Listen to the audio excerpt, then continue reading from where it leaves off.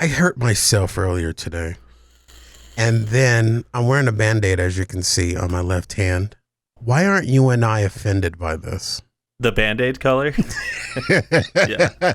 I'm mad that Band-Aids don't come in melanin. Actually, you shouldn't be offended. I'm the only one that should be offended because Band-Aids do come in translucent. They do come in clear. I mean, yeah. Are there no, like, darker colored Band-Aids? No. Huh. Zero. That seems like a huge oversight. And, you know. For years, no one has ever made a Band-Aid that has melanin in it. And, like, you know, even if Band-Aid as a company is racist, it's still like an opportunity to make some money. I mean, you'd think that they'd go for it. Do they not think that black people don't get bruises and cuts? I guess not. So what's interesting is how I got this. It's about, I would say probably about a half an inch scrape on my hand. But I got it because I was protecting the leather seats in my car. What does that mean? What happened? Were you fighting were you having like a ninja sword fight in your car or what? Yeah, I went Teenage Mutant Ninja Turtles on my car. No, I was protecting my leather seats from splinter. Okay, so I'm going to try to paint this picture.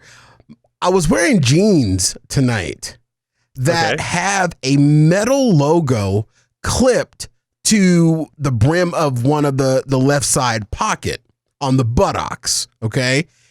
And that metal logo thing has somehow bent up so it will scrape against anything my butt comes in contact with. So when I was getting in my car earlier this afternoon, I knew that metal was there and I'm like, I don't want to rip my leather seats. So I put my hand between the seat and my pants where the metal is sticking out and slid into the car seat. And in doing so, instead of the metal cutting my car seat, the metal cut my hand. Well, as it turns out, I guess you made the right call. Yeah. I bled for my Honda imported leather. Your pleather. No, it's real leather, brother. I tell you that, but it's just real leather. Oh my God. But I leather mean, in Phoenix. Is that? Oh, dude. Okay, but is that not vain? Is that not? I mean, that's not vain? I was just protecting.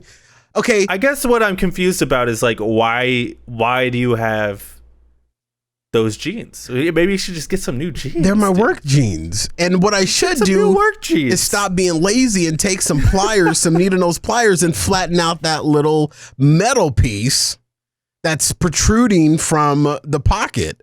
That's what I should do. But I was rushing a little bit earlier today.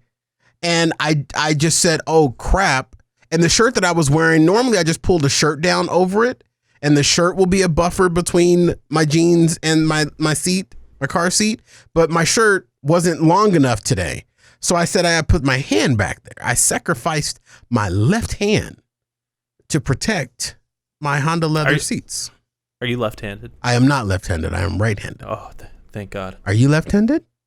No. No, you're not left-handed. You're a bass player. There's not, even though left-handed bass players are really, really unique and cool. Hey, there's some cool left-handed guitar players. Very famous ones. But I did it. I sacrificed it, for my leather, and I don't know. I rather take a little boo-boo on my hand. And then of course, my OCD and my mental state started going crazy because it happened before I went to work at the Phoenix Suns arena. And of course, my mental state is saying somebody is going to talk COVID into the cut on my hand. It was an open wound. I don't think it works like that. It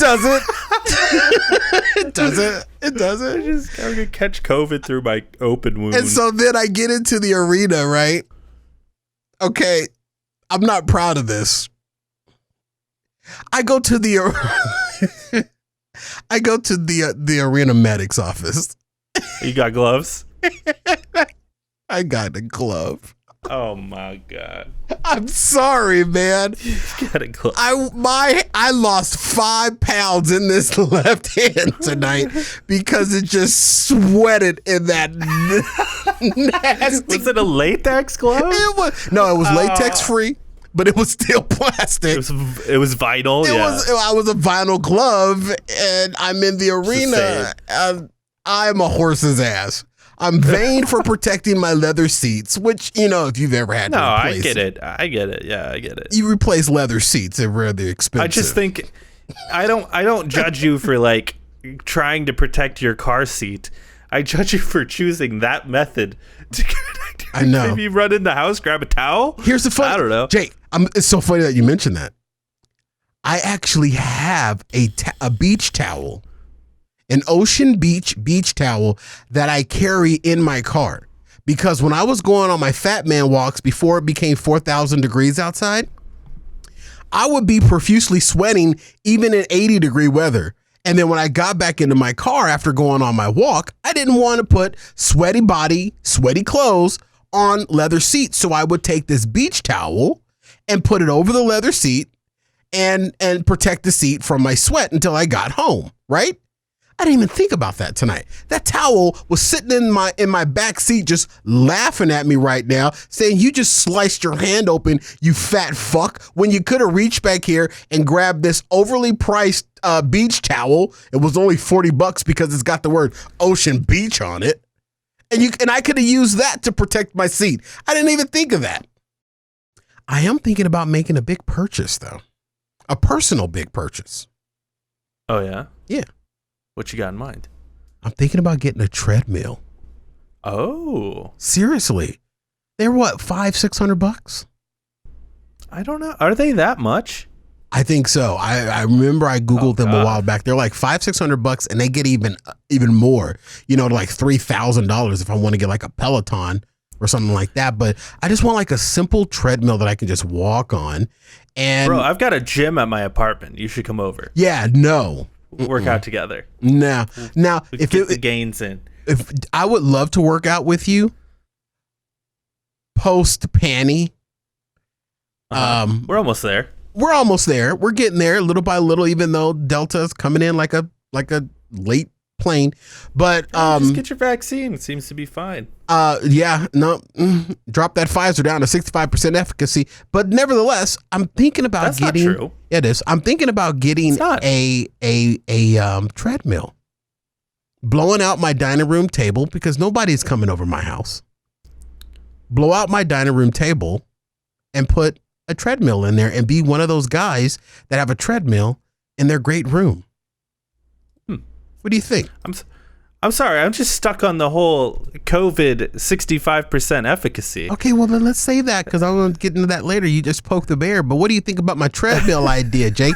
I'm trying to shed some pounds so you will love me more. Hey man, I love you no matter what weight you are. The 1,000 you are now, or the 500 when you lose some. 5, 6, 7, 8.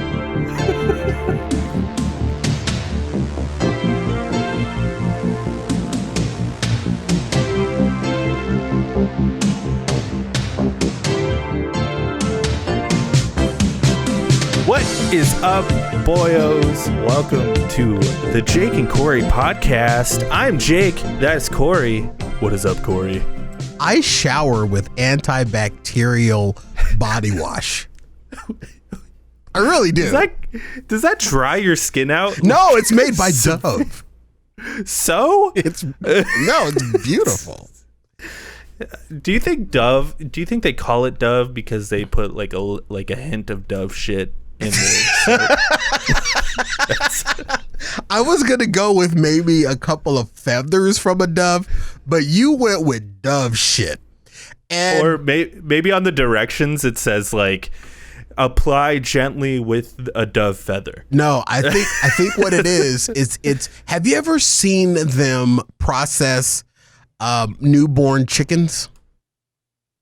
Have you ever seen them process newborn chickens? What does that mean? When they hatch, when little baby chicks hatch and they're yellow and they're cute and they're feathery and stuff like that, they come out of the egg. They have to process them and they have to inoculate them to grow them up to be bigger chickens so we can eat them at KFC. You've never seen that on YouTube? I guess not. Okay, so when the little baby chicks come out, I'm going to parlay this into the dove. When the little baby chicks come out of their shells, they find out if they are a boy or a girl by looking at the tips of their wings, and then they squeeze the baby chicks, and little chick poop flies out of them, and then they fling them into whatever canal if they're a boy or a girl. That's what they do.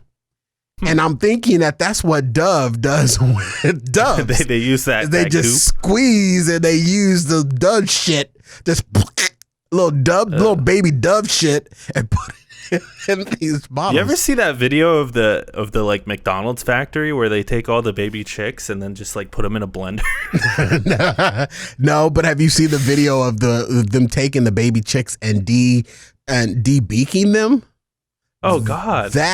Dude, there are some fucking sick ass videos on how we process food. Here's the funny thing is that none of this is real though. People get mad and they think it's animal mistreatment, but those animals aren't even real. They're literally just like manufactured or moving organisms. They're not real chickens at the end of the day. I mean, they are though. I mean, just as much as like if they were to make a clone of me, would you think that's a fake human?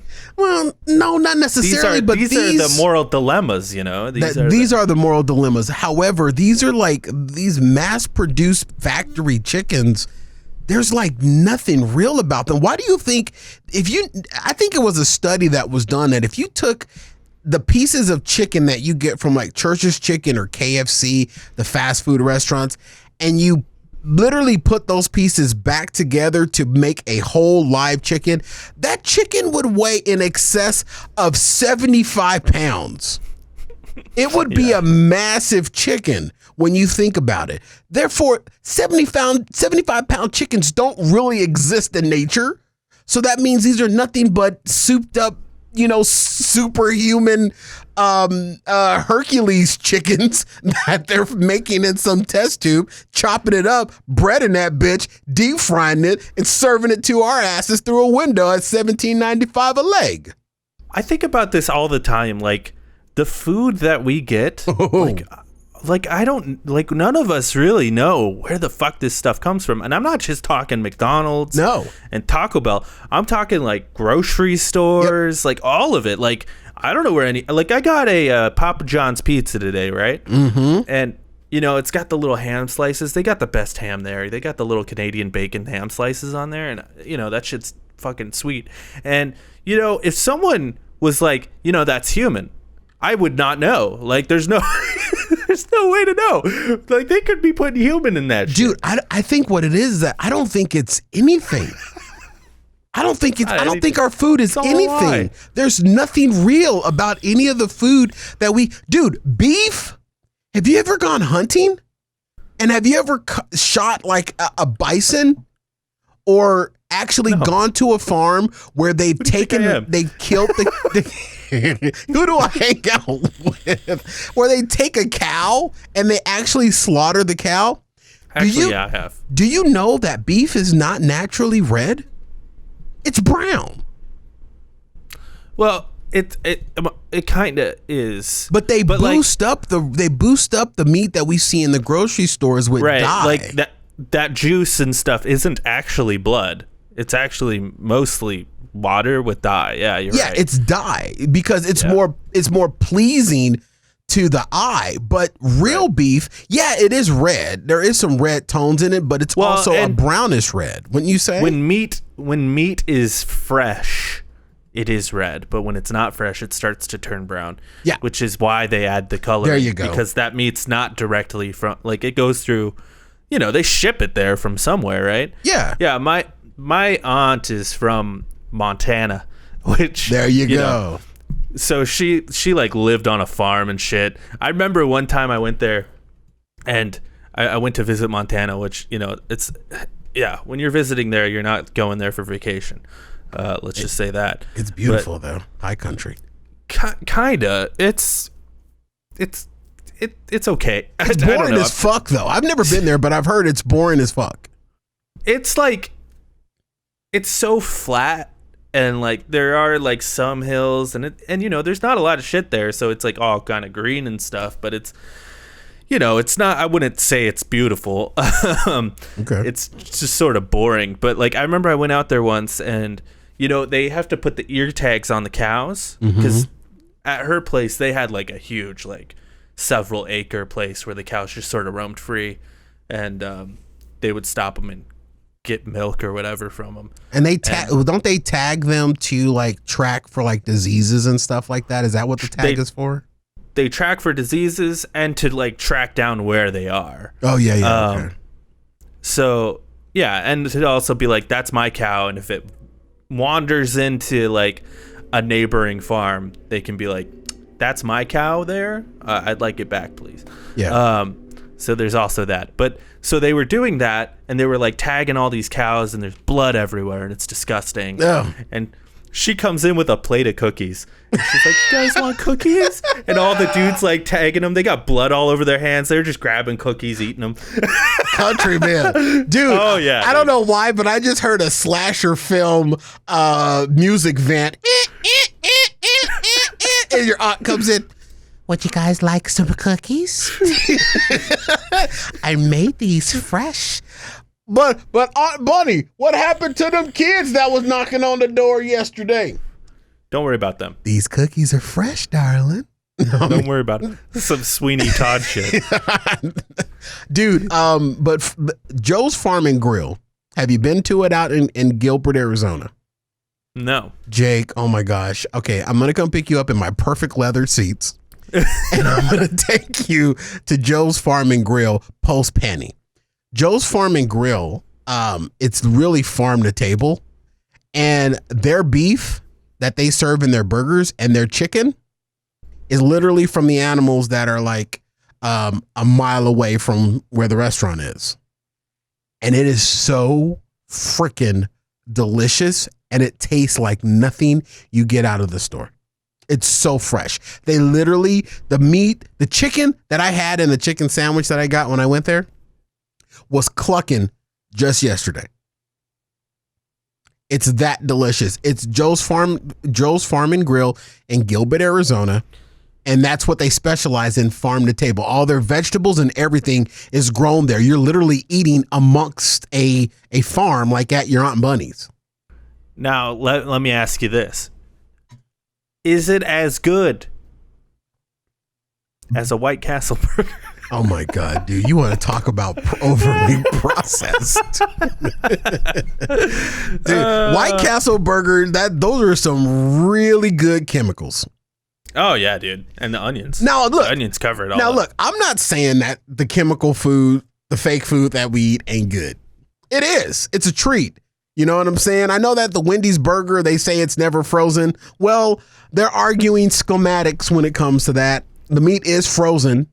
Well, it's not frozen, it's refrigerated though. No, it's frozen, but not to the freezing point of science identifying a freeze. They bring it right up to that threshold, but to you and I, the naked eye, it's frozen. But to science, legally, they can say never frozen. Well, it's just not like a rock hard patty like you get from a Burger King. And as someone who worked at Burger King, those things are rock hard. They are rock hard. But I'm safe to say that Wendy's burgers are frozen. So I want to start a soundboard for this show, Cory, and one of the clips I would have, and I'm probably going to insert it in here, is Trump saying, "I'm going to come." And that would have been a perfect moment for that. I'm going to come. Oh my God. We're not saying that the processed food ain't good. It's not good for us. I still eat it, but it's not, we don't really know what is in the grocery stores, and everything is now mass manufactured. So nothing's real anymore unless you yourself are buying it alive, killing it, processing it, and cooking it. That's the only way that you know if your food is real or not. But nothing that you're taking from the store has, and the word organic, organically old, you have to realize that organic meat was processed probably 3 weeks ago. It's still got red dye number 3 in it. And you're just paying more because they put the word organic on it. Now, there are some little mom and pop shops that, do process their meats. But yeah, I mean, when we lost the day of the butcher, when the butchers are gone, when there's no more butcher stores, none of your meat's real. I'm ready to go vegetarian. It's just so hard because I love beef. I love meat. I love beef and ribs and steak and chicken and fish. I'm gonna come. And chicken and fish. And if you go vegetarian, would you go vegetarian or would you go vegan? I'd go vegetarian. Okay, yeah, so you would still eat like fish. You would still drink milk. You would still have cheese. Fish is still meat. But no, vegetarians still eat fish. They just don't eat like. I think that's a pescatarian, right? Or Presbyterian? I'm not sure. I don't know. They go to the same church. Yeah, they do. And guess what? Their communion sucks because there's no meat. Yeah, no, I'm down to try out a vegetarian lifestyle, but I need my cheese. I need cheese. And that's not vegetarian because cheese comes from cows. So you would be, I think vegetarian you can still eat cheese. Yeah, vegetarians can still eat cheese. Okay, yeah. And they can have eggs. Yeah. And which is meat. Yeah, they can have milk. I don't really like milk, so that explains why you're so pale. Milk is gross. No, what explains that I'm so pale is my fucking Irish descent. Oh my god, laddie. Yeah, my Irish lineage. But do your Irish accent. Do it. You do a great one. Do I? You do. Yeah, I don't know. I heard her. Okay, I lied. I don't have an Irish accent. I thought you had a great Irish accent. Hey, laddies. Okay, phone that in now. I know, and that's what I'm saying. Like, I am Irish by, I guess, like my family tree would be Irish, but I am not Irish. No, okay? I thought you had a good Irish accent. I was clearly wrong. I'm 100% American. That's what I would. You are white. I mean, I am white, but I would consider myself an American. It's where I was born and raised. Honestly, I would consider myself a Phoenician. This is where I've lived my whole life, and no one would know that from looking at you because Phoenicians are normally dark because of the sun. Not true, though. In my experience, people are very pale in Phoenix because we just don't go outside. Well, you know what? People stay inside. People that have melanin like me, when I go to California, pre-panty, when I visit friends that are also of African descent, they are milk chocolate. Here in Arizona, black people are like dark chocolate. It's a huge difference. I mean, I think it really depends on the person, right? I imagine there's a lot of black people like me who just don't go outside ever. Yeah, that's very true. And that would probably lighten up your skin a little bit. We call those people albinos. Maybe I'm just an albino. I don't know. No, you know what, Jake? If you were a color in a Crayola box, I would color with you all the time. Yeah, I was going to mention that with the Band-Aid thing. Remember when that was like a huge controversy because there was the skin colored? Yeah. But that was not skin colored. No. That was my the Band-Aid that I have now is not skin colored. But this is also not Band-Aid brand. This is Walmart brand. Well, and Band-Aid used to label their stuff skin colored. I don't think they do that anymore. No, I think they do that. And so instead of them making a melanin colored Band-Aid, they just took the word skin colored off of their box. I'd have to guess like it exists somewhere. Yeah, but it's probably more readily available. Probably made by some mom and pop black guy owned business. He probably charges $25 for a box of 10 Band-Aids and they're overpriced. And he's not doing anything. Yeah, they're probably out there. They're not on the major market though, because the major market don't think that black people get cuts. Band-Aid Our Tone Assorted Adhesive Bandages by Band-Aid. Target, Walmart. Buy Band-Aid. So they have colored people Band-Aids? Yeah, looks like they do. I don't ever see them on the shelves. I'm going to be honest with you, though. I'm not necessarily looking. Of course, you're not. Why would you look for them? You look for the ones that are in your skin color. Clear. I don't ever really pay attention. You don't ever really hurt yourself, though. I don't know. When was the last time you hurt yourself? I hurt myself today. Why was I thinking that you were going to go down another realm with that song? I don't know what the song is, but I heard the melody. Ba-no-no-no-no. Ba-no-no-no-no. Bo-no-no-no. I don't know what the song is, but I heard that. I don't know what you're saying. That's a song. I don't know the words to it. You sound like you're singing the Peter Pan song. That's going to drive me crazy all night tonight because I'm not going to be able to figure out what that damn song is. Hey, Cory, I got to tell you. So I'm heavily vaxxed up, and we could talk about, we mentioned it earlier about the COVID vaccine efficacy here in a minute. But I do want to mention, I'm vaxxed up.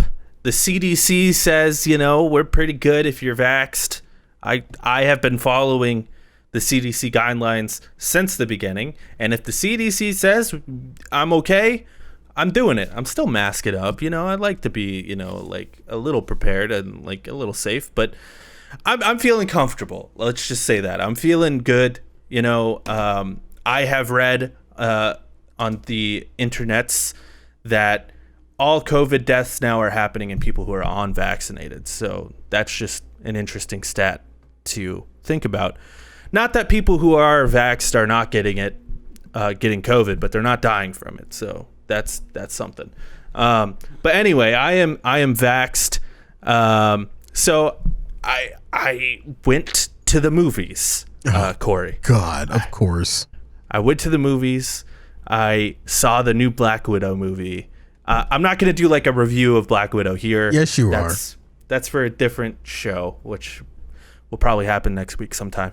But I just wanted to say, like, it just feels fucking amazing to be back in the movie theater. I saw it in Dolby Atmos. There was a good crowd there, which it's like a little uncomfortable because COVID or whatever. But like I said, I'm feeling pretty comfortable. And just to like see a movie with some people and like the sound is there, the big screen, the big like action moments are in the movie, and like there was some moments in the movie where people were like and it felt so good to see that again, and as like a huge movie fan, I just had to throw it in the show today that like, man, I knew that was going to be a big moment for you. You can insert Trump here. I'm gonna come. That was gonna be a big moment for you when you step back into the movie theater, because that was like the biggest thing you struggled with the whole pandemic, was you not being able to go to theaters. I mean, dude, we did like almost a series of shows, almost like a 4-part series on AMC and Harkins and what they were going through, and we came up with the idea. There's some interesting stuff to talk about there too. But yeah, I mean, anyway. I came up with the idea that they should, invest in drive-in theaters, and as the drive-in theaters exploded during the pandemic, now they're back down to being, those blanket empty parking lots that are just taking up land. But no, I'm not surprised by the fact that you had a very good experience going back. Black Widow also looks like a movie in the previews that I've seen that you would most likely enjoy. So, dude, I'm happy for you. Ass. I'm fucking happy for you. It's dude. It's been like a year and a half since I saw a movie. To be fair, I did see Fast and Furious in theaters as well 2 weeks ago, but it was a different experience. First of all, the movie, it was ass. It's a bad movie. Second of all, my theater was pretty empty. It was just like me and a couple of my friends really that were in the theater. That's perfect. But yeah, so like, when Fast and Furious came out, it made like 30 million, which was like huge for COVID numbers. But it's projected that Black Widow is going to be the first movie since the pandemic started that it's going to cross 100 million. Yeah, it's a summer. Weekend. They're touting it as a summer blockbuster. Yeah, this is the movie. This is like the return to movies, and I'm all about it, dude. And like, yeah, it was just. I'm happy for you. I'm happy for you that you experienced that. I don't think I'll be able to ever experience my number one missed joy. Going into the grocery stores. Dude, my mental state is so fucked up. I swear, Jake. I swear, dude. I was OCD and a germaphobe before the damn pandemic. I think I'm going to have to start going back to therapy. Because number one, vaccinated or not, dude, I think I'm going to be a mask lifer. I'm going to be a lifetime masker when I'm around people that I don't know and when I'm around a large group of people. Like when I'm at work down at the arena, I'm wearing a mask, even though they've lifted the mask requirements down there. If you're vaccinated. Yeah. Yeah. They lifted the mask requirements for people that are vaccinated and people that are liars. So I'm not, I don't think I'll ever be able to be around a large group of people without a mask on. And I still wipe my groceries down. I still do grocery pickup. I mean, I mentally right now in this day, in this moment, I don't see in my mind ever hitting a comfort level to be back there, to be back in the grocery store. So like for me, of course, last year, if people have been listening to this show, which they haven't, which is fine. It's probably your first episode if you're listening. Hello. Welcome. Hi. Yeah. Hello. Over the past year, I've been really hardcore about COVID. Like I've applauded you. Yeah, I've been masking nonstop, which I continue to do. And I've been a little more loose, especially outside. Like if I go outside, I don't really wear a mask anymore. I had been wearing a mask even outside, but nowadays I'm kind of like I'm feeling comfortable enough to take it off outside. And I've been pretty hardcore throughout the past year. Everyone needs to lock down. Everyone needs to stay home. Everyone needs to wear masks. And I've been very hard on like everyone should get vaccinated if they can. And the reason I've been so hard about it is because of this exactly. Because I want to do this stuff again. And there's always, even before the pandemic, there's always been that inherent risk of just going out, catching the flu, catching pneumonia, whatever it is. Yeah. That stuff has always been there. Yeah. I think the real thing now is, we're all just more hyper aware of that risk that was there before. And now we're just aware of that risk more so than we ever have been before.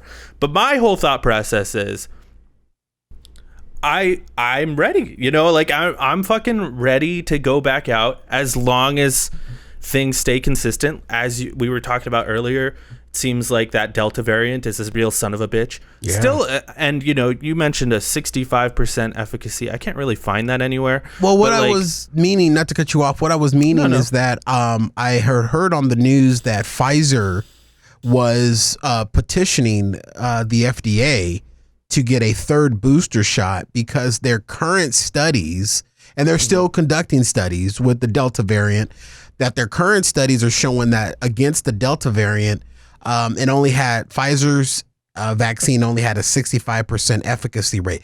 It's still an effective rate, but I was half listening to the news when that came out, so I might be missing some details. So pardon me if I do, but what I think I recalled is 65% efficacy against the Delta variant right now, and there have also been deaths with vaccinated people from the Delta variant. And they were also mentioning that the CDC may actually be looking to reverse their mask mandate or mask recommendations for vaccinated people. Now, again, I was barely listening to it. Okay. So I might be crossing it. And I don't think go out, do your own research. We're not scientists here. We're not. I think it was maybe ABC News with that dude that talks real fast, and they do hyper stories. And the reason why I say it was ABC News, because I've been watching a lot of ABC 15 with the NBA playoffs and NBA finals. But those are just kind of like the details that I mentioned. So this Delta variant is kind of like being a little bit of a son of a bitch. But you weren't able to find anything. I haven't looked very hard, to be fair. So I mean that may be true, and if the CDC says we need to lock down again and we need to wear masks again, like I said, I've been following the CDC, and if they say that, I'm down. And that's my whole thing, is like, I'm gonna follow them. They're the scientists, I'm gonna listen to them. I'm not a scientist. So but this is what I was afraid of when we were talking about a few weeks back on how I think they shot their load too fast. I think they shot their load too fast because everybody, I think, Jake, you are a part of a very small minority of people that have been fully vaccinated and follow the protocols and mask up in certain situations. Like, I'm sure if you were going to I wore a mask through the whole movie. Yeah. Yeah. If you were going to like one of the NBA finals games with the Phoenix Suns and you're in the arena with 18,000 of your fans, you would probably be one of those people that would wear a mask, even though you're clearly vaccinated. Mm-hmm. Okay. I think you're a very small minority of people. I think what's happened is that everyone that was against masking has now tossed those masks. And because we can't legally say or legally require someone to show proof of vaccination, there's no recourse at this point. And I think when the CDC came out and said, hey, if you're fully vaccinated, you can take off your mask, but if you're not, still mask up and socially distance. That was a Sunday morning cattle call for, everyone to just go gung ho. And I think that's explaining why these numbers are starting to slowly creep back up. Well, and I think the real issue is that people who are not vaccinated have also gone gung-ho, and it's, hey, man, the CDC said if you're not vaccinated, you should still wear a mask, and you should still kind of take it easy. And I think those are the idiots that didn't want to wear a mask to begin with, are the same idiots that are now saying, oh, I don't have to wear a mask anymore. I mean, we have an idiot down there on Washington and 15th Avenue, the idiot that lifted a mask mandate that he never put in place. Yeah, true. And now then he's banned masks in schools, and kids can't even get vaccinated. Yeah, I know. That's insane. And if a booster shot will do it, I'll get that fucking booster shot, baby. I don't know, man. Like, I kind of get it too, because everyone is ready to just kind of go gung ho. I get it. We've been locked inside for a year and a half. We're ready to like go do some shit, right? Like, yeah. And, if you're vaxxed, you should definitely go hang out with your friends. I definitely think that's a thing you should do. But for people like me, that this pandemic forced everybody into a world that I've been living in my entire life. I've always been OCD. I've always been a germaphobe. I've always been a overhand washer. You know what I mean? I don't like my nails to grow long because they get dirty and the dirt under it. I'm the guy that freaks out. I freak out when a sun ray comes through the blinds and I can see little dust particles floating in it. That freaks me out. I'm the guy that wants to puke and scrape his skin off when I see a freaking ant bed. I'm that guy. So I've been this hypersensitive my entire life to these types of things. It's probably why I'm fat, because I never went out and played, because outside scared me, because there's so many germs. I could fall, I can hurt myself, I could cut myself, I could die. That's in my mind, and then everybody during this panty kind of was forced into the world that I've been living in my entire life. So this has just overly heightened me for this type of thing, vaccination or not. When it comes to me, dude, it's affecting my business, and it's a hard thing to do because I don't trust anybody. I don't trust anyone. You couldn't, and this whole thing, I've said it from the beginning, this whole pandemic has always been about not you, but about your neighbor. And this pandemic has just revealed how selfish of people we really are. I didn't know if this is where you wanted to go with this topic, but oh no, I'm perfectly fine going here. That's just where I feel, because I think that people are just, it's all about me. Now you can make it all about you if you're doing things to protect other people.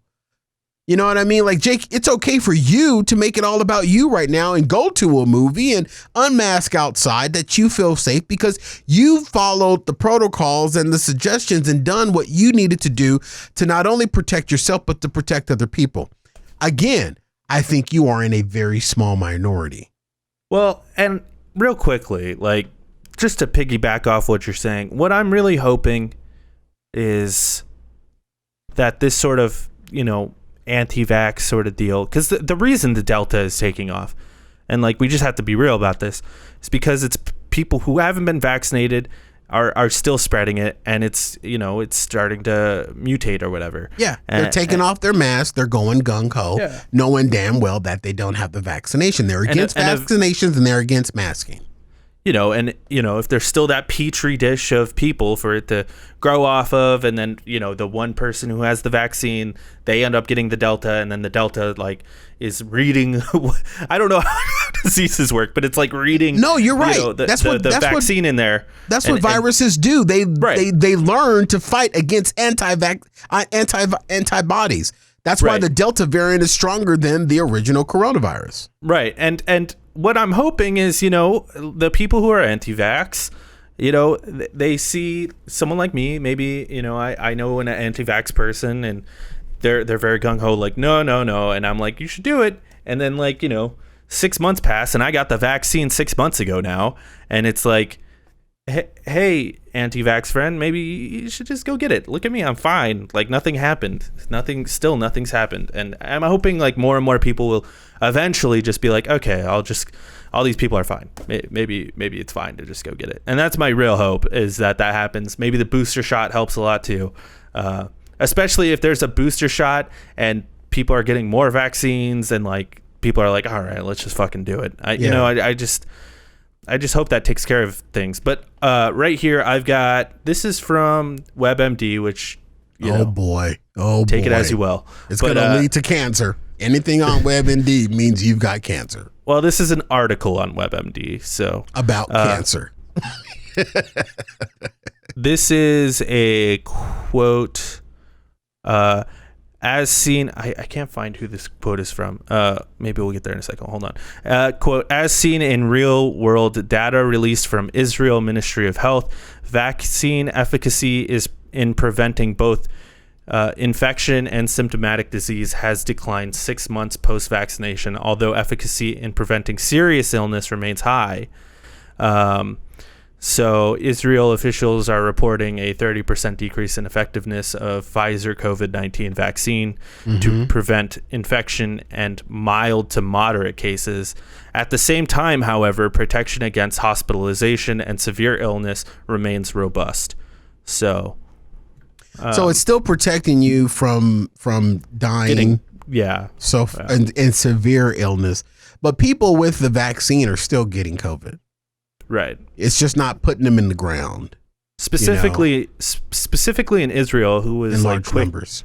Quick to like Israel was quick to like get the vaccines out. So that's true. But then also Japan, isn't Japan where are the Olympics being held now?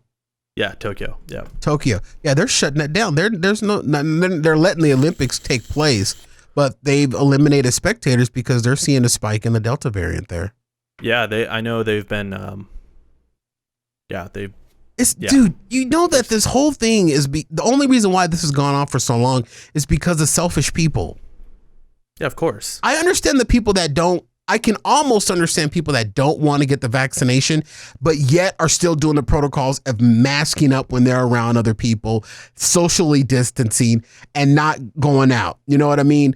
I can almost I can almost relate and understand to those people. Okay, you don't want to get the vaccine, but you're still masking up and following protocols. Okay, I can almost understand that. But the people that don't want to get the vaccine and don't want to mask up, I don't understand that. That there is just blatant stupidity in my eyes. Yeah. Yeah. I mean, and those are the ones that are predicating this disease to continue to go on. Yeah, of course. We've seen it since the beginning, man. And because people are selfish, and it didn't help the fact that we had a leader at the time that was touting these people to not do it. And he's still, and the motherfucker's coming to Phoenix on July 22nd for some odd reason. He's still touting this shit. Yeah, and never once has he come out and said that he got it, because he did. So we had the worst pandemic ever with the worst fucking leadership ever, And then now it puts us behind the 8 ball to try to change people's mind. Dude, if this would have been any other leader, and I'm not saying that the coronavirus is all the rump's fault, but if this would have been any other leader, we would have had more freaking adults at the table when this thing all took place and happened. I don't think we'd be where we are now. I think we're honestly 9 months behind where we should be. Yeah, and you know, it's not just America; it's worldwide too. Like it is, but we're the worst. We're number one. We are number one. We're number COVID one. Cases and deaths. We're number one because gun these other violence. God bless America, baby. 4th of July. Jesus. Jeez. Number one in high prices for insulin. God bless America. Number one in grocery food. Dude, I ordered a grocery pickup from Walmart. I ordered like 18 things and it was like $75. I'm like, the fuck? I've noticed things are getting pretty expensive. Dude, I'm literally about ready to start learning how to garden because and going vegan with you.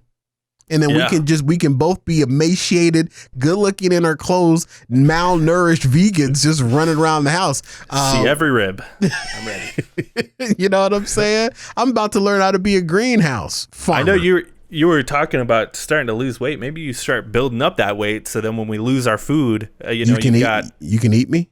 No. Then you've got all that, that breathing room there for whatever. Yeah. Whatever. Yeah. But they make big coffins. There's no, because when you start to lose food, you'll start to eat some of the body fat off of you. You'll survive longer. Yeah. I don't want to be in this world without you, Jake. That's fine. I'm starting to plump up too. I'm ready. Eating those Papa John's. Hey, did you get by the way, just sidebar real quick. Yeah. Did you get the Papa John's pizza that folds over? The one no. Shaq been folding over? Okay. The pizza. No. The thing I really like about Papa John's, that's free sponsorship for Papa John's. We're so all over the place today. It's crazy. That's fine. This is what it's all about, baby. The thing I like about Papa John's is they got that 4, 6, 8 deal. Yeah. So it's like $6 for a medium pizza. Hell yeah, dude. I'm all about that. Okay, all right. Does Little Caesar still have the $5 pizza? Yeah, but why would you go there when you could get a $6 pizza from Papa John's? I don't know.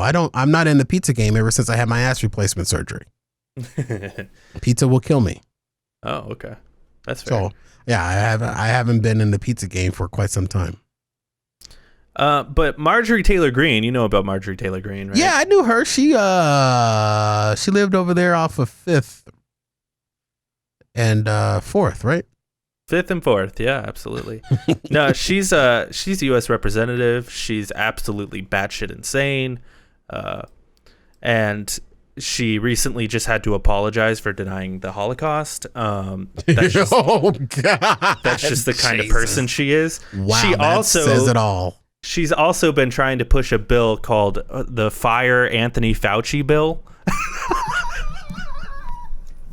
Please tell me that she's not a Republican. Oh, of course she is. Oh, Jesus. Of course she is, dude. Here what else would she be? Here we go. Yeah. Can they just not get out of their own way? From Georgia, it looks like, yeah. They just can't get out of their own way. No. Yeah, and they keep voting these people in. And I swear people who voted her in just saw the R next to her name and voted, had no idea what she stood for. Yeah, or they could be worse. They could be Democrats and voted in Kristen Sinema, who's just sitting on her hands right now.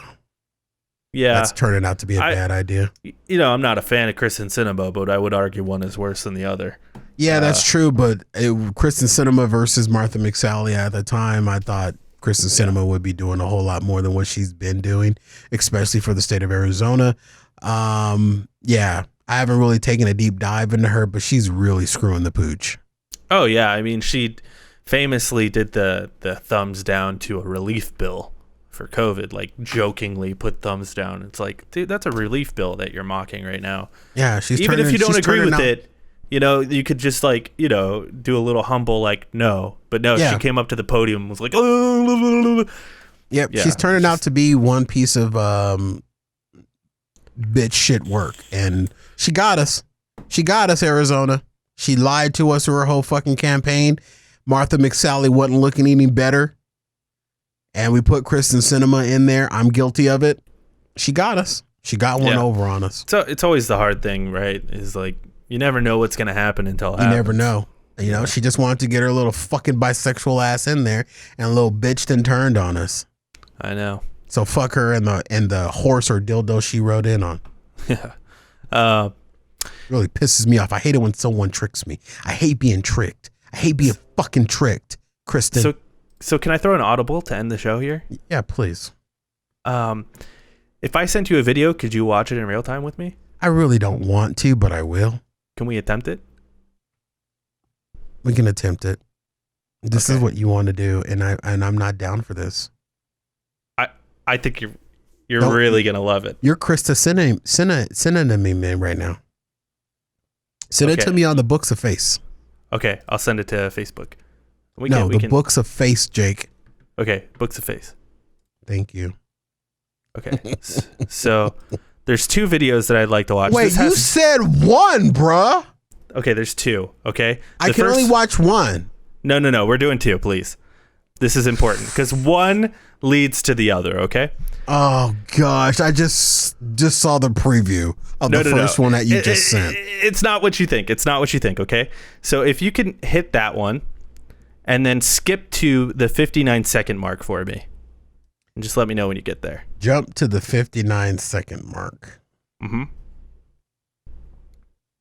All right, I'm ready to play. All right, 1, 2, 3, play. How dare you, Mr. Spears? You had me fooled. And you too, Mrs. Spears. Death to all of them. Even the audience seemed to think Wendy Williams went too far. That's the end of the first clip. Oh, wow. Oh, dude, I love her reaction too. She's Are you going to cut the clip in so people can know the context? Okay. Yes. There will. I think the audio is good enough on that one because, it's really good. Well, people probably don't know who that voice is. That's Wendy Williams, host of the Wendy Williams Show. Yeah. She does a daytime talk show. And you know what? My dumb ass watches it. For real? Not like, okay, when I say watches it, I'm not saying that I'm like a fan of this bitch.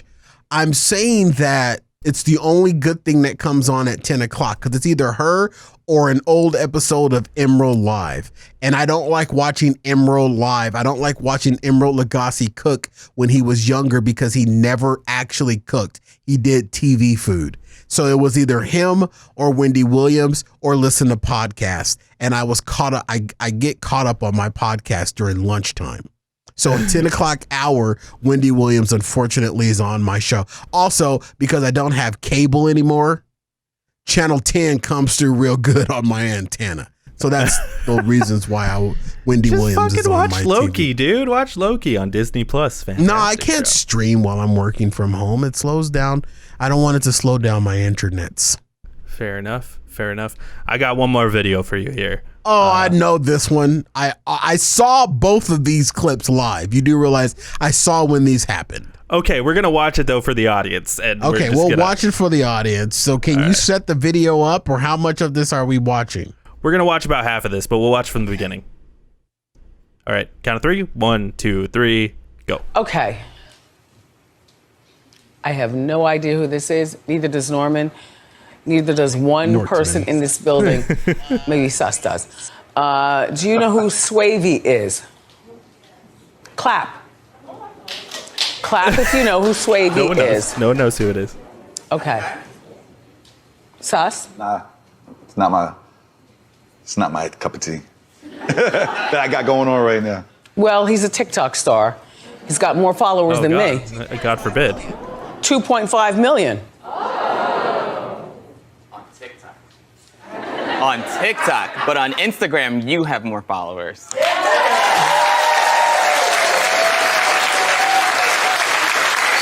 Well, as my son Kevin would say, no one uses Instagram anymore. What? And as far as TikTok, I don't use that at all. I don't know what that is. I don't want to be involved. So here he is.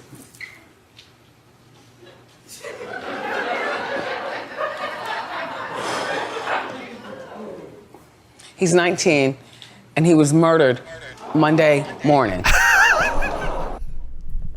What? We could stop it there. We could stop it there. All right. What kind of setup is that? First off, can I say this? Please. The whatever he is, sidekick of Wendy Williams, Norman. I don't know what his last name is. He's so above that show. Well, and that's what I was going to say. Him and the DJ both seemed uncomfortable about what was going on there. Everybody seems, I would imagine that Wendy Williams is probably one of the worst motherfuckers to work with in daytime television. She's trash. I've been saying she's trash since the beginning. She's a former radio personality that was trash back then, and then she probably screwed the right person to get the TV show that she's got now on the Fox network. She's trash. I've always said she's been trash. This is no shock to me. Dude, I watched that. I was just like, oh my, like how... I saw it happen live. I was watching it when she did this. She's trash, dude. But dude, check this out. She's fledgling in the fucking ratings, so she's got to do shit like this because now everybody's talking about this trash. She is trash, and here's the reason why she stays around, dude. She owns the fact that she's trash. She burps, farts, loses her place in her show. She's probably doped up half the fucking time she's doing her show. She's a crackhead that just happened to spread her legs for the right person. She's trash, dude. She's always been trash. Her show is horrible. But and you watch it. It watches Explain me. This to me, Cory. It watches How me. do you watch this? It watches me more than I watch. Watch Jerry Springer or something. Jesus. You know what? You know why she's on my TV? You know why she's on my TV? What? Because who doesn't like to see a train wreck? Who doesn't like to look at a plane crash? Yeah, she's a fucking disaster, dude. And besides, yes, what sometimes is she on? She's on Fox, Fox 10 here in Arizona, Phoenix. Why do they keep her around? Just baffles me. Dude, I'm telling you, she spreaded her pencil fucking shape on the right Spawn sticker and got a show. She's trash, man. Yeah, I classified Wendy as this once. Oh God, she's only 56. I classified her as this once, Jake. I classified Wendy Williams as when you're driving down the street and you see that poor homeless crackhead on the corner. Wendy Williams is that poor homeless crackhead on the corner that got a chance. That's what she is. She's that ghetto hood rat that got a fucking chance, and her 15 minutes of fame. She's riding it longer than. I'm gonna push back because I don't think that's fair to the crackhead. Okay, I really don't. Crackheads are better than Wendy Williams. I agree. Okay, I think if they got a chance, they'd be better than this. Your NBA coaches challenge was successful. You get your timeout back. Yes, crackheads are better than Wendy Williams. So, like, okay, yeah, maybe she gets the ratings, okay, and that's why Fox... She doesn't, though. Okay, but let's say she did, and her ratings are good enough for daytime, okay? But, like, why do the sponsors agree to, like, be sponsors on her show? Like, when she's saying horrible shit like this. Like, and also, it seems like a liability for Fox to keep her on the air when she's saying, like, death to all of them. Like, that seems like a huge liability issue on their end. You want to know why I think she's still around? Please. This is going to be very shocking. I think this is where moments of injustice go the opposite direction. I think that sponsors are probably looking at the fact that, yes, she's this controversial piece of trash that's on TV, but they're also looking at the fact that she is one, if not the only, or the few standing daytime TV African-American women host. Yeah, because we have Steve Harvey. Right. And they're probably afraid to come after her because this trash will probably play the black female card, and that's why they're afraid to touch her. But here's my thing. Fine, I get that. Just replace her with another young black woman. I don't think anybody another black woman would want to fall. I mean, you got to realize who are the two. But then, like, black Ellen women DeGeneres gets canceled because she's like rude to her employees. Like, it's just baffling. Like I said, dude, this is where I think injustice. But how come injustices go the wrong direction? But Ellen has the injustice card too, right? Because she's like an openly gay female. Nah, you don't get the injustice card if your skin is white. You don't. Sorry, you just don't. And I think that's why Wendy Williams is still around. Because of the fact that if sponsors start pulling from her, they're going to say, she'll cry because she's ghetto. She'll cry, oh, I'm a black woman, and these sponsors won't let me speak my mind. And even though she's saying bullshit. I'd like to say us as a society are smarter than that, especially if someone just makes a compilation and just plays this on the news constantly. It's just like, look at this is all there's so many clips of her just saying stupid, baffling shit. And nothing has happened to her. I know, but like if they do cancel her show, it's just like this is what she's been saying and this is why. There might be a few people mad, but come on, there's got to be enough people that are smart enough to There's not, because this ain't the first time or the second time or the third time or the 10th time she's done shit like this. Well, I know, famously, that was her shtick. Even back in her radio days, she would make really stupid takes about celebrities and stuff, which she still does on her show. But I mean, she's got this princess of R&B, Whitney Houston, threatened to kick her ass. Come on, you piss off Whitney Houston on your radio show? I don't know why they even allowed her to elevate to this level. This is a person that should have never been on TV. This is a person that should have been rolled out of the radio studio 3 seconds after she had her third offense. Well, they made a whole fucking Lifetime movie over the bullshit she's been through in her life. I saw some of that movie. She made that movie, and it's fucking horrible. Right.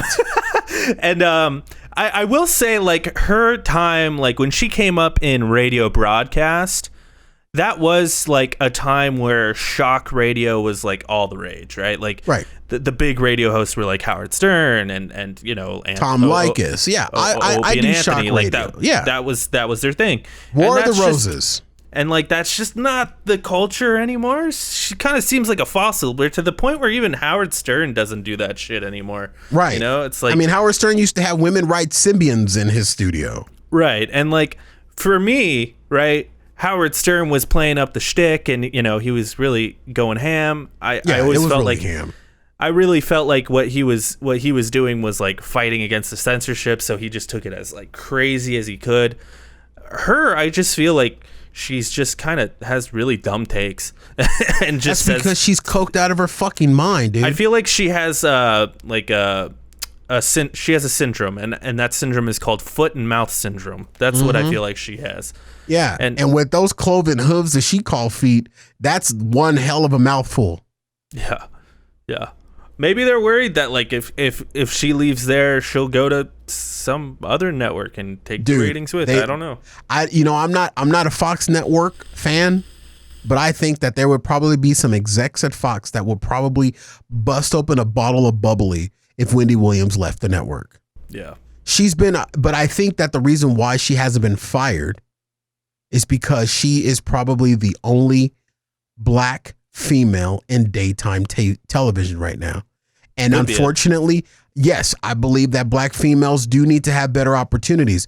But unfortunately, what Wendy Williams is doing and what other black females aren't speaking out about is that she's actually, by being in her position, doing the things that she's doing, she's actually setting the clock back on black women in daytime television. She's setting the clock back for the advancement of black women that a lot of smarter, more intelligent black women are trying to fight against. She's out there doing this kind of shit. What is that telling the rest of the world? Or the people in charge. That's saying that if we go and get another black female, they're going to be like Wendy Williams. Yeah, so she's doing more harm than she is doing good. Well, and to say that she's there because, like, you know, for racial equality, I mean, like, even this clip here feels a little racist on her part because she's just like, look at this black kid. He's such a hood rat with his like bandana and shit. I almost felt like it was a little like, come on, man, this is a 19-year-old kid who just got murdered and you're like making fun of him. And yeah, it just felt this icky. Is where I say this is equality gone awry, because here's the thing. A lot of people see that if you are black, you can speak of racism and you can say racist things. And I disagree with that.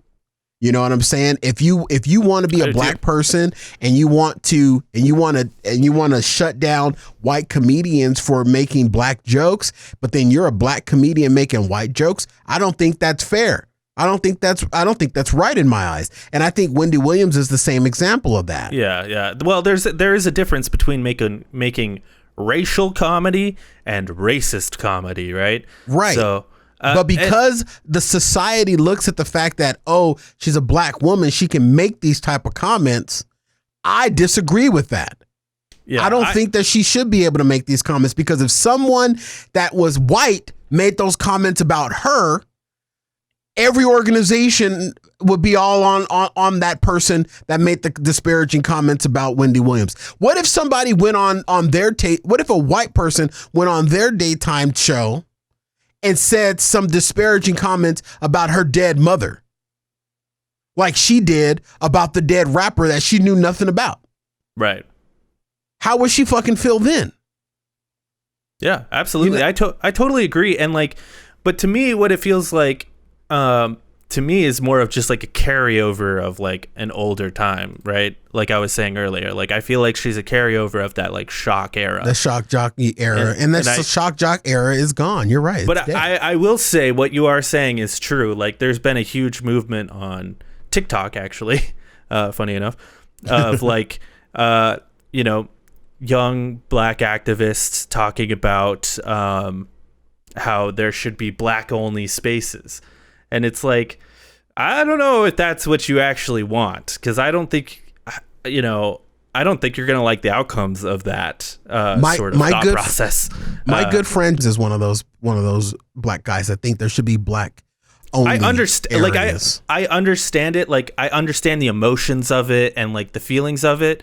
But that is never going to end well. Segregation never ends well. It doesn't matter who's starting it, black or white. Like it's never going to end well for anyone. So there's no point. No, it's not.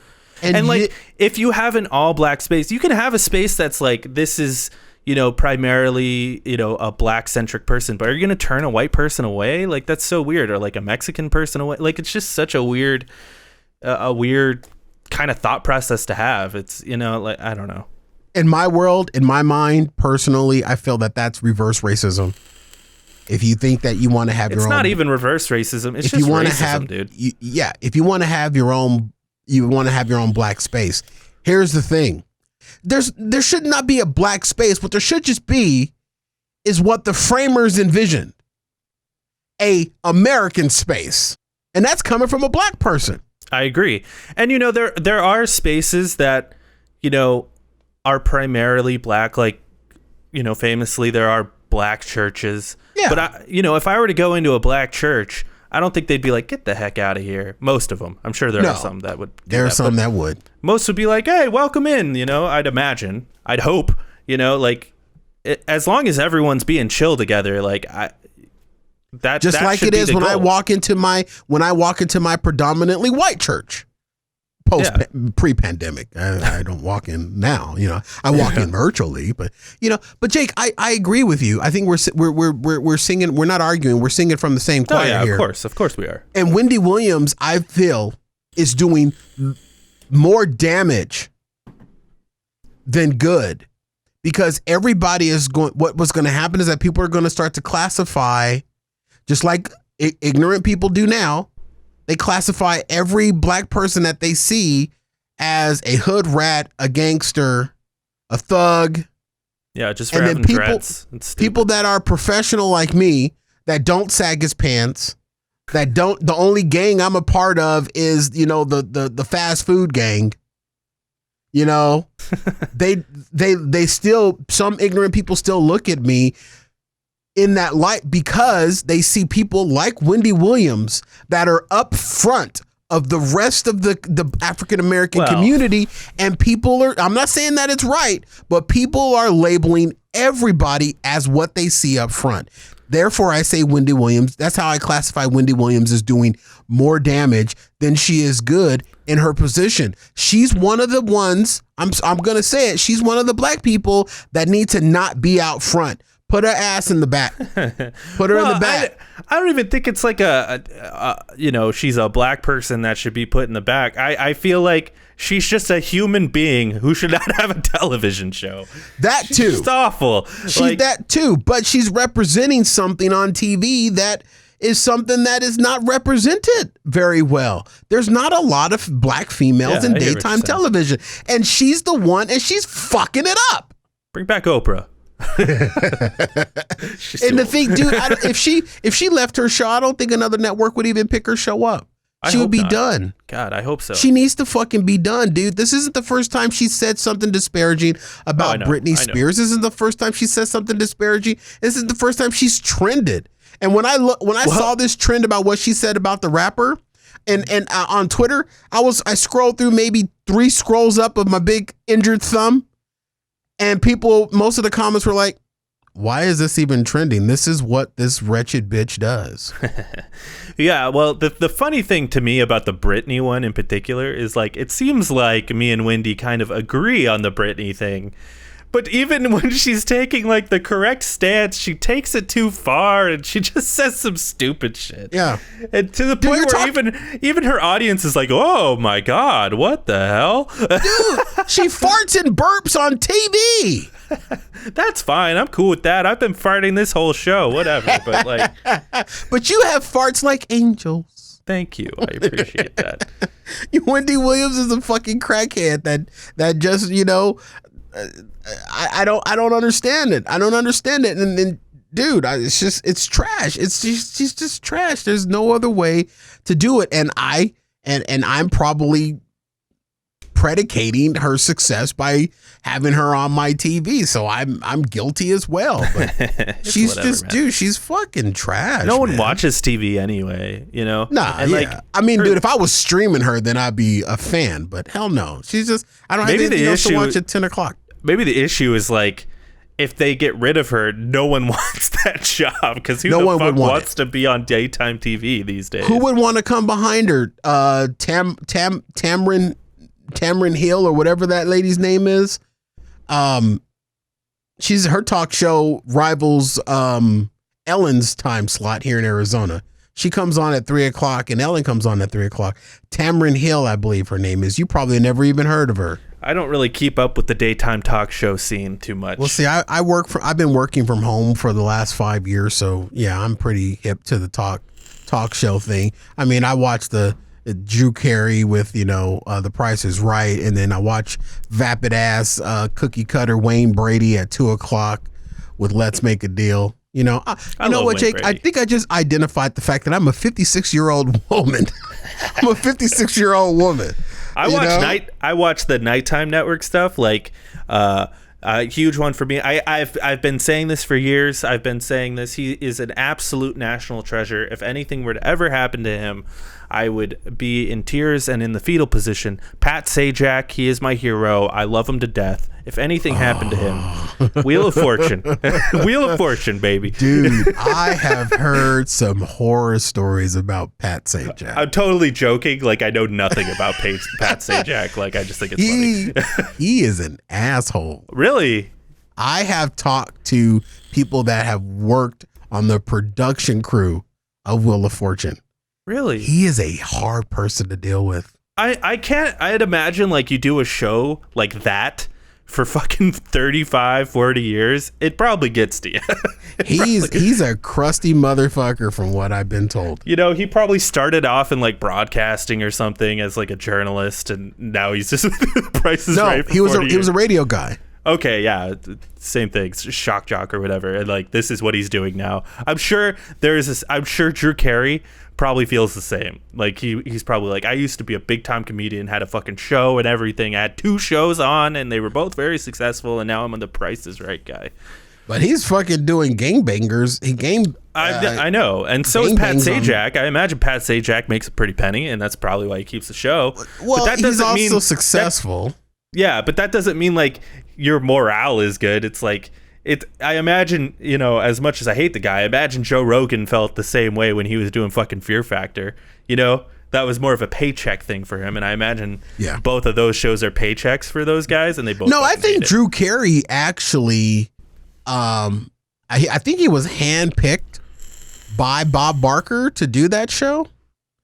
He doesn't seem that upset about it. Honestly. He doesn't seem upset about it, and it's easy. I mean, it's an easy show to do. He also had like a very successful career beforehand. Yeah, comedian to TV to game show host. And here's the thing about game show hosts is that they tape like their whole week of shows in the span of like 2 days. Especially show, yeah. Yeah, so then he can go and still do, prior to the pandemic, Drew Carey was still doing some stand-up. He was still doing, guest appearances on other Vegas TV shows. Yeah, he does a lot of shit in Vegas.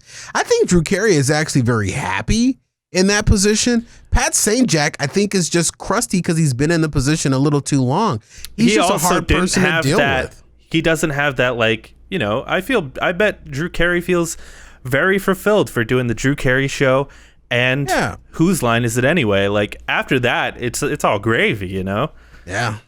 But, dude, Wendy Williams, though, I think it's time. It's time to put the cow out to pasture. But it's time to owe Yeller the Wendy Williams show. Even Ellen DeGeneres, like, when I heard that she was, like, horrible to her staff or whatever the rumors were, like, is that really surprising? Because I bet she's in that same sort of thing. She's like, I used to be a fucking successful comedian with my own fucking show, and now here I am on this fucking talk show every day, coming out and dancing and like. That talk show is like a drop in the bucket to what Ellen DeGeneres really is.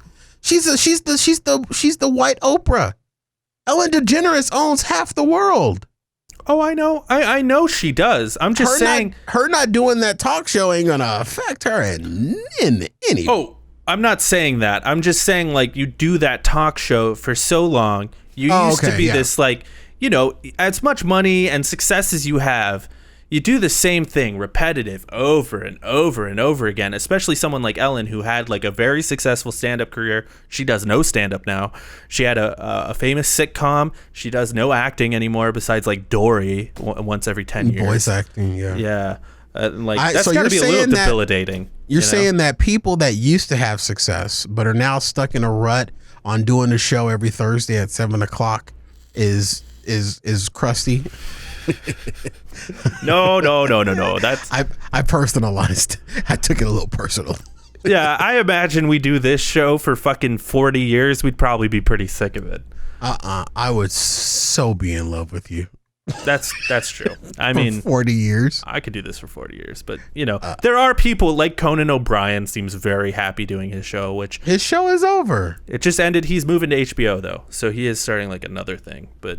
He's gonna get wild. I picture a lot of shirtless Andy. A lot of shirtless Andy on HBO. I love Conan and Andy, those guys. When Conan was on regular, I feel bad for Conan because Conan got hosed in the whole David Letterman, Jay Leno thing. But you know what? At the end of the day, who's the last one standing? He might be on HBO, but Jay Leno ain't doing a talk show. And David Letterman ain't doing a talk show. Yeah, but they both retired. Conan has to move on and do an HBO show now. Yeah, and from TBS. I mean, come on. Yeah, but I will say, like, it does seem like going to TBS allowed him to be a little bit more raunchy, which he always was a little bit more raunchy than those guys. And like, true that. And I feel like he probably enjoyed his time at TBS. So. I don't know. I'll call him up. I've got his number. Yeah, give him a call. Let him know. Tell him I said, hey, what's up? And also ask him when you get Conan on the line. Ask him if the carpets match the drapes. Oh, they absolutely do. You've seen the carpets? His beard grows in orange, I imagine. I can't imagine that it's any different down there. Jeez. You think that he's circumcised? Probably not. He probably is. I think that's a pretty heavy Irish thing to do. Irish things is the snippy. He's very Irish, right? Yeah, he's So that Catholics, means he's got right? He's very yeah, Catholic. so Circumcised. So he's got an average size wiener and massive balls. Irish people have massive. He is very testicles. tall though, so I imagine like average for like a 6'5" guy is probably. Nah, I've watched many of videos with tall people in it, and yeah. How tall is Conan? He's like 6'4". 6'4". Yeah, I nailed that shit. Yeah, you did. Just like Conan nailed Andy with his average size penis. I don't know. Large testicles. I don't know. Well, let's end the show. Please. It's been a fun show. I really enjoyed this one. This was a very fun one. I enjoy all of them, Jake. Me too. I'm hyping this one up though because it's the most recent one. I say it every show. No, you don't. I don't know. Sometimes they are bad. That's true. Oh, but not this one. This one was the worst. Anyway, we've got more stuff for you guys in the future. We've got all sorts of stuff. We've got the MCU in a review that has been coming out every Thursday. We do it live on twitch.tv/lonercast. We do it live. Yeah, check out all our stuff on twitch.tv/lonercast. This show goes live every Monday. Loner Gamecast, all that stuff. I am planning a shitload of stuff to do on YouTube soon, and it's all really, really fun stuff, so I'm very excited about it. I don't know how long it's going to take me to get that stuff, but just, hit that bell so then you know. Then you know when it's coming, baby. Come on. Also follow me on Twitter, twitter.com/ I don't fucking know. Look up emergency pizza _ Thank you. Bye-bye. Oh, yeah. Sell it. Wait, Cory. No. Fat Guy Radio Show. Yeah, Okay. we don't have to say anything about that. Yeah, check out Fat Guy Radio Show. No, we don't need any more. Live every Thursday. We don't need any more people. I got 1 million downloads on phone. Whatever, Cory. 5, 6, 7, 8.